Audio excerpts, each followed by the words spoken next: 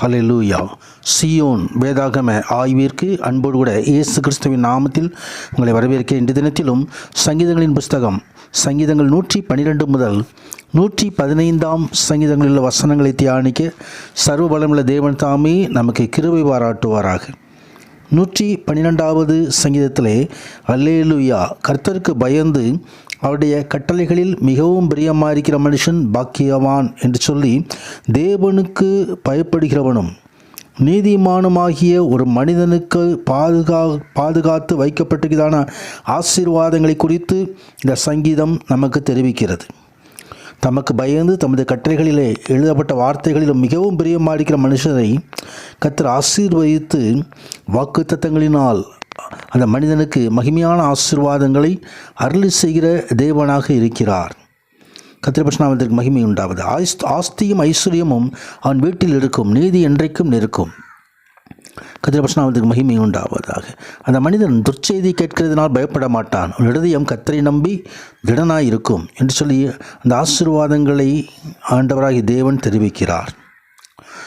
113வது சங்கீதத்திலே அல்லேலூயா, கர்த்தருடைய ஊழியக்காரரே கர்த்தரை துதியுங்கள், கர்த்தருடைய நாமத்தை துதியுங்கள் என்று சொல்லி உன்னத தேவனை மகிமைப்படுத்தும்படியாக அவர் சிறியவனை புழுதியிலிருந்து தூக்கி எளியவனை குப்பையிலிருந்து உயர்த்துகிறார். அவனை பிரபுக்களோடும் ஜனத்தின் அதிபதிகளோடும் உட்கார பண்ணுகிறார். ஆடுகளின் பின்பதாக அலைந்த தாவீதை ராஜாவாக அவர் கொண்டு வருவது ஒரு லேசான காரியம்.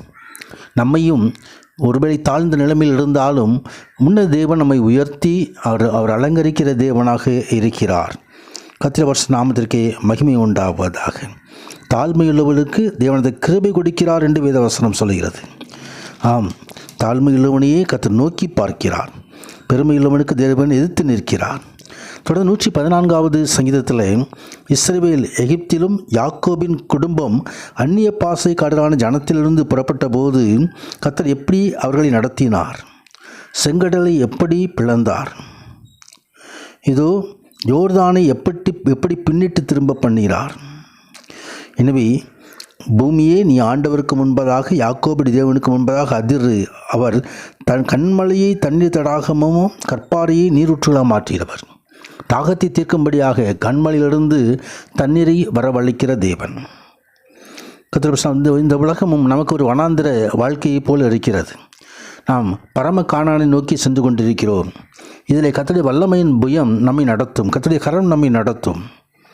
தொடர்ந்து 115வது சங்கீதத்திலே எங்களுக்கல்ல கர்த்தாவே, எங்களுக்கல்ல, உமது கிருபை நிமித்தம், உமது சத்தியத்தின் நிமித்தம் உமது நாமத்திற்கே மகிமை வர பண்ணும் என்று சொல்லி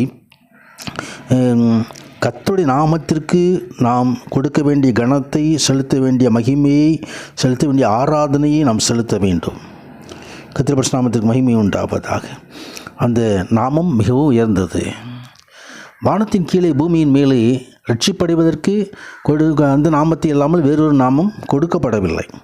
எல்லா நாமத்திற்கும் மேலான நாமமாக தேவன் அதை உயர்த்தி வைத்திருக்கிறார். கர்த்தருடைய பரிசுத்த நாமத்திற்கே மகிமை உண்டாவதாக.